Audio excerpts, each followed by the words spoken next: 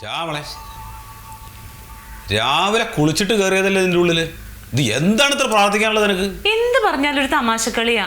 ഈ പ്രാർത്ഥന ഉള്ളതുകൊണ്ട് ഇങ്ങനെ കാര്യങ്ങളെല്ലാം നടന്നു പോണുണ്ട്. ഇവിടെ വാ. എന്തിന്? എന്റെ സത്യേട്ട 10-25 കൊല്ലം മരുഭൂമി കിടന്ന് കഷ്ടപ്പെട്ട പൈസയാണ്. 1-2 അല്ല, ലക്ഷങ്ങളാ. ഒരു പുതിയ ബിസിനസ്സിന് പോകുമ്പോ ഒന്ന് വന്ന് പ്രാർത്ഥിച്ചിട്ട് പോകും. എടി ബിസിനസ്സിന് ഇറങ്ങുമ്പോ പ്രാർത്ഥിച്ചിട്ട് എന്താ കാര്യം? ഇതൊക്കെ ഞാനവിടെ ഗൾഫിൽ ചെയ്തോണ്ടിരുന്നല്ലേ. അത് ഗൾഫിലല്ലേ, ഇവിടുത്തെ സ്ഥിതി അതൊന്നും അല്ല.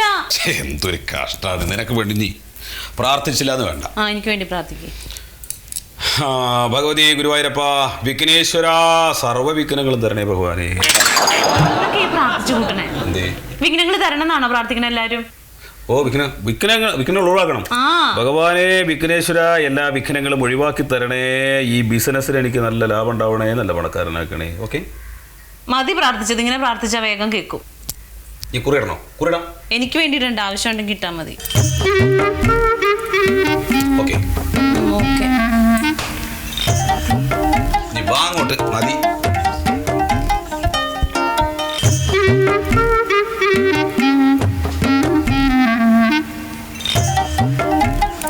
എന്താണ് ഈ മൊയ്തുക്കാന്റെ കാര്യം? ഇയാളിത് എവിടെ പോയി കിടക്കുകയാണ്?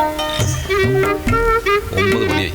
സത്യേട്ടാ, ഇതെന്തെങ്കിലും ആലോചിച്ച് നിൽക്കണേ. ഇറങ്ങാൻ നോക്ക്, മണി 9 ആകാൻ പോണോ? ഞാൻ ഇറങ്ങി പോയിട്ട് എന്താ കാര്യം? മൊയ്തുക്കാരന്റെ എത്ര ദിവസം മുമ്പ് ഞാൻ പറഞ്ഞത് രാഹുകാലത്തിന് മുമ്പ് ഇറങ്ങണമെന്ന്. മൊയ്തുക്കാക്ക് എന്ത് രാഹുകാലം? സത്യേട്ടാ, ലക്ഷങ്ങൾ വെച്ചുള്ള കളിയാണ്, സൂക്ഷിക്കണം. എടി ബിസിനസ് ചെയ്യുന്നത് മൊയ്തുക്കല്ലേ, നമ്മളല്ലല്ലോ. നമ്മൾ പൈസ ഇറക്കുന്നതല്ലേ ഉള്ളൂ. ആ പൈസക്ക് ഒരു കുഴപ്പവും വരില്ല.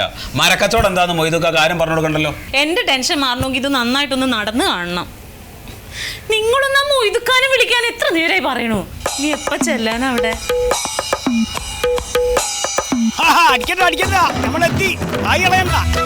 നല്ല ആളാണ്, വേഗം വരങ്ങളി.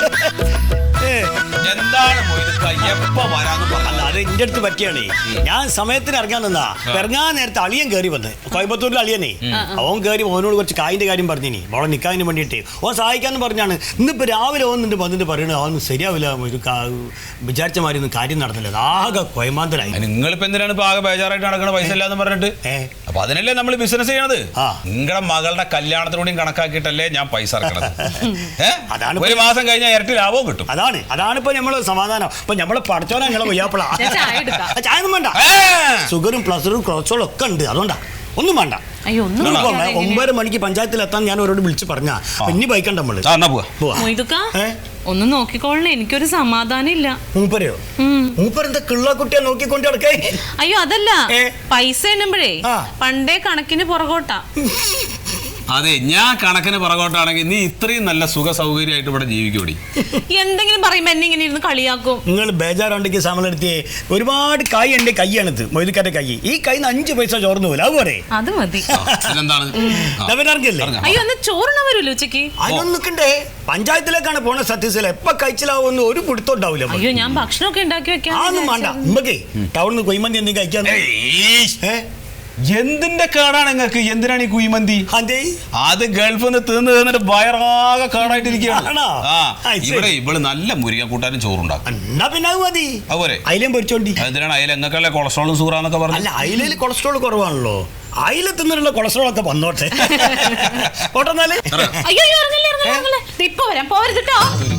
എടുക്കാൻ പറഞ്ഞിട്ടുണ്ടാവും. എന്തെടുക്കാൻ പറഞ്ഞു? എടുത്തു. പിന്നെ പോളും വണ്ടിയായി. ഞാൻ നേരില്ലാത്ത നേരത്താണ്. വേം വരിട്ടോ. 9 കടത്തണ്ടാണ്. ഇപ്പൊ തന്നെ വല്ലാണ്ട് വൈകിക്കണം നമ്മള്.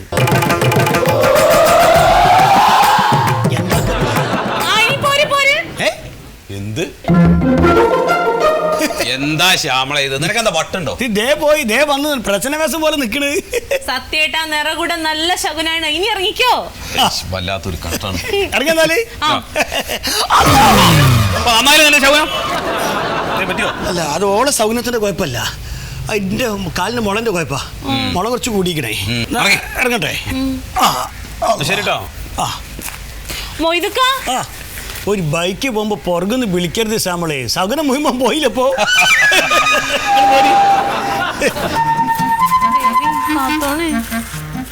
മറിമായം